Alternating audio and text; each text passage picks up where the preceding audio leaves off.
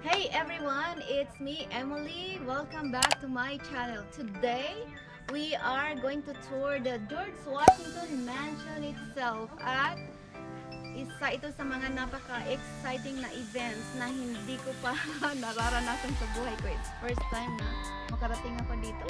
So, tara na, samahan niyo ako at kayo ay aking itutour sa napakaganda at napaka-makasaysayang lugar dito sa Amerika. So, nandito tayo sa kanyang spinning room kung saan sila ay gumagawa ng mga walls, blankets at dito nila nilalagay ito.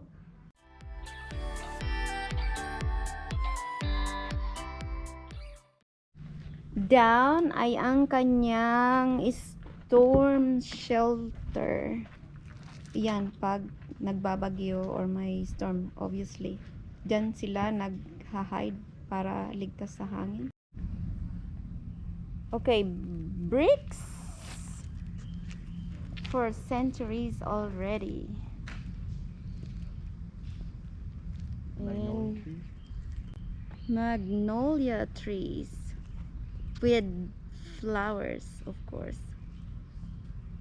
I don't remember if meron tayong magnolia trees sa Philippines, but sobrang napakaganda nito. And we are checking another building. I don't know kung ito ay house o slave quarters. My goodness. Men's bunk room.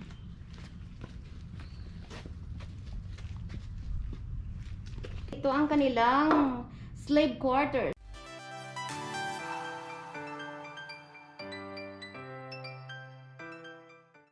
And a stove room.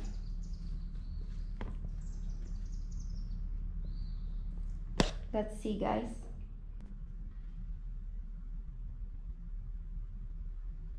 Okay.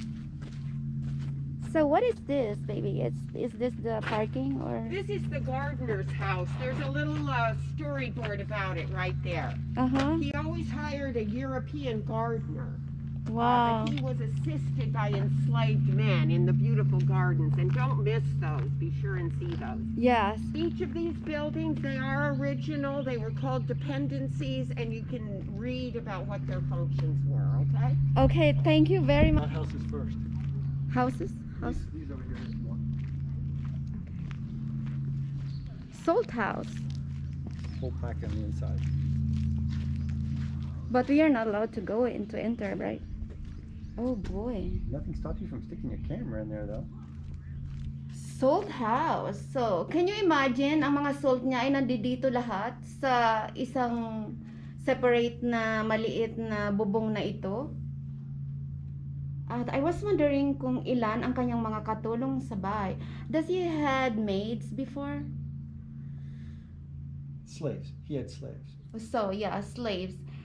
Hindi natin tinatawag na maid sila. Yung mga panahong yun, sila ay slaves. Made. And here you go, a showmaker shop. George Washington has his own showmaker.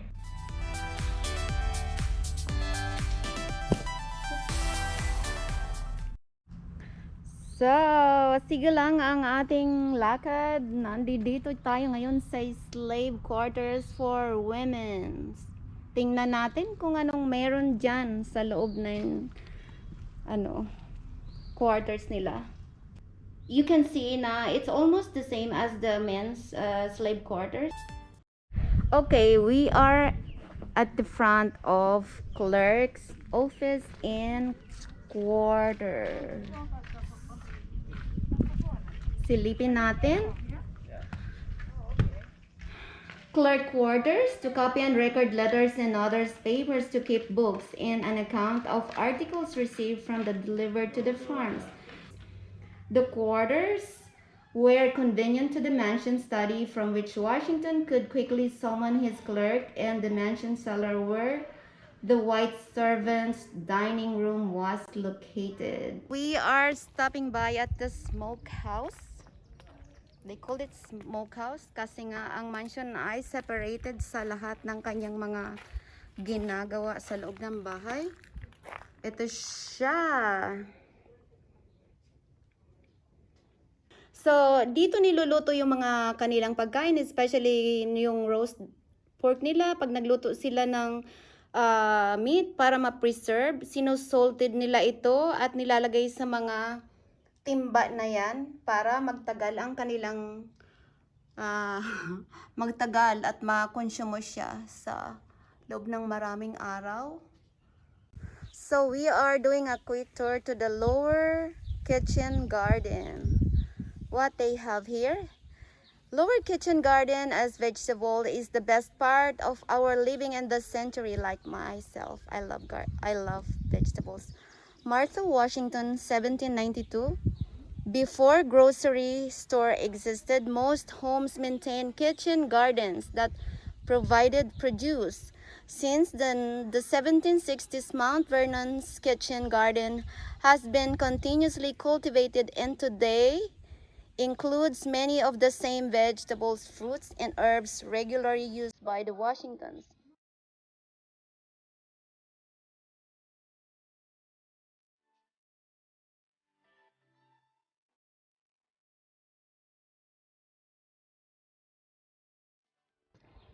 The kitchen garden was overseen by Mrs. Washington and maintained by enslaved and hired gardeners.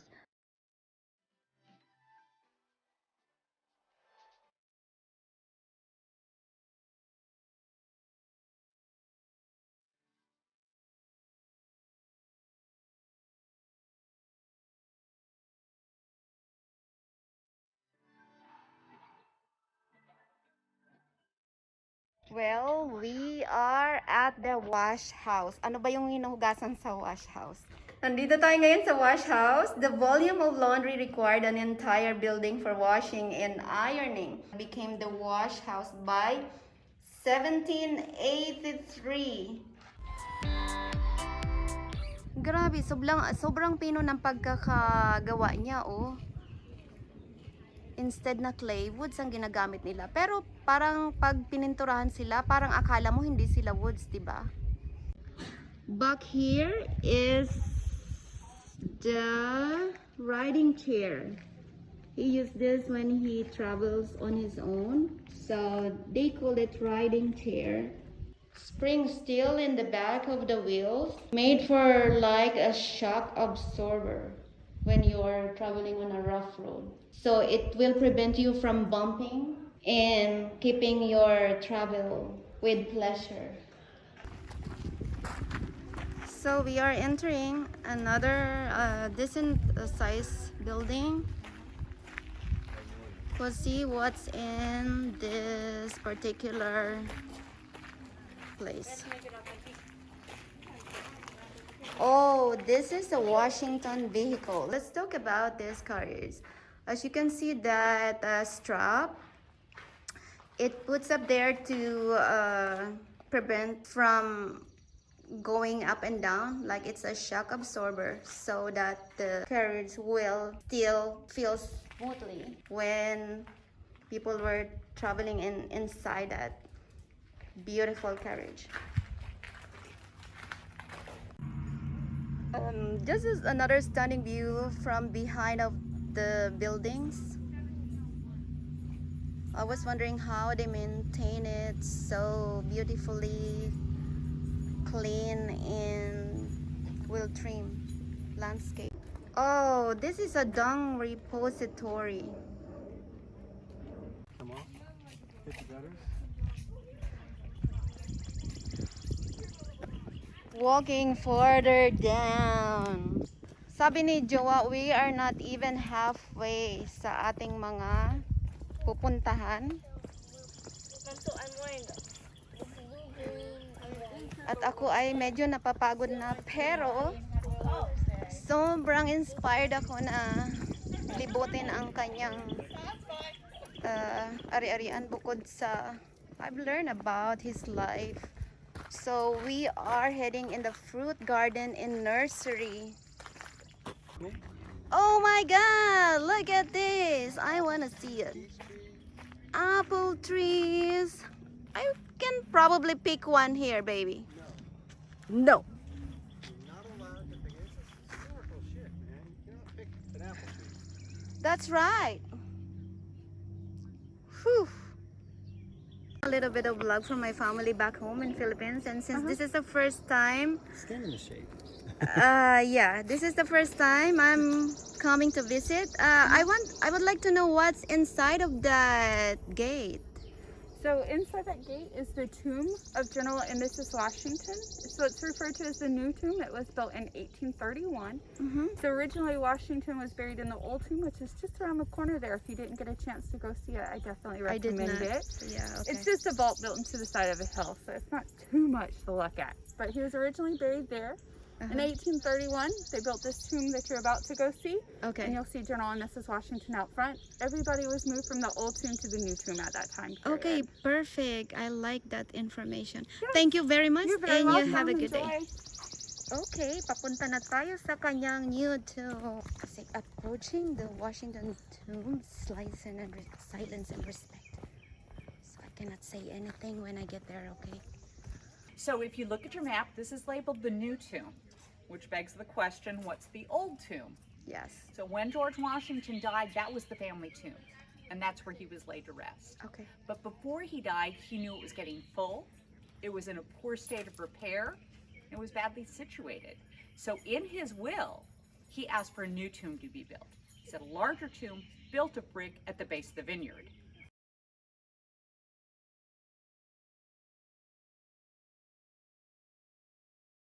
From the tomb, naglalakad kami.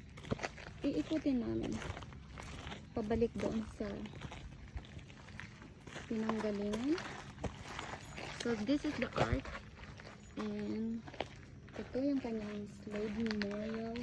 In 1929, the Mount Vernon Ladies Association placed a marker noting the location of the slave cemetery. Okay, papunta na tayo sa barn. At sabi nitong aking my loves, nasa bottom daw siya. So gagapangin natin yun pabalik for sure. Oh my goodness! Close pala siya sa araw na ito. O hindi pa talaga siya nagbubukas. He had an area where you could pull a boat up and park it. Okay. And then the road continues around. Yeah. To the other side of this knoll. Yeah. Okay. There's a barn, and there's a. That's where they take all the wheat down to the barn, and the barn was situated so that it had space between the planks. They'd walk the horses around on top of the wheat, and as they crushed the wheat, the barley would fall through the holes. And Wow. they just sweep it up downstairs. So they had the barn down there. They had more gardens down there. But that's what's down there. Papunta kami sa kanyang old tomb. So, ito ang kanyang lumang libingan. On this way, this is sir. Let's go there and take a look. Okay, anong meron dito? Tingnan natin. Oh, nice. Ganyan pala sila tumae. Oh my goodness. Ganyan sila. Going out now.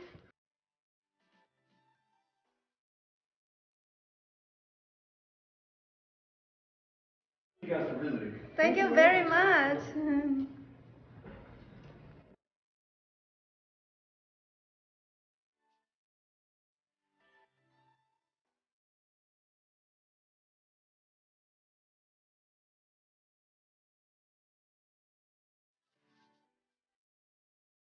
May umbrella pa sila. Wow.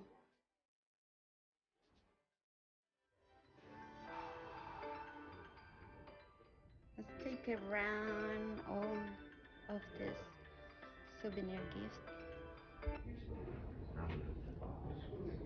George Washington. Dollars. Christmas decorations. Lollipops. This is the best place to go after you tour. To get refreshed. Kasi mainit na ngayon.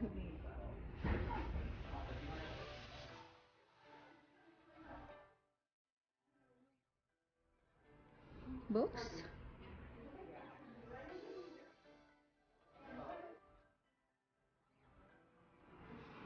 Souvenirs.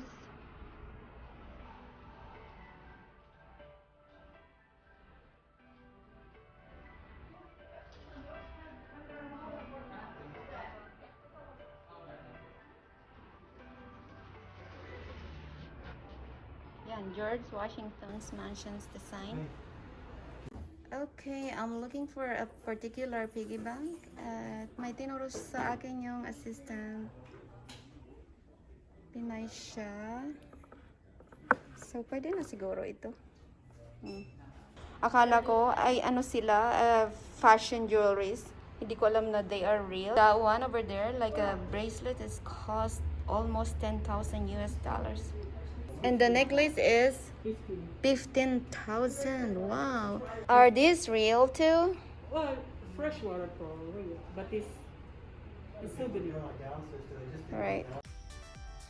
Okay, dito na ang aking ito na yung katapusan ng aking vlog at maraming salamat sa pagsama nyo sa akin upang makita at matur itong makasaysayang lugar ni George Washington, the first ever president of United States. So maraming salamat guys. Please subscribe and like, comments down below. Marami pa akong mga exciting events na ibabahagi sa inyo. Bye-bye!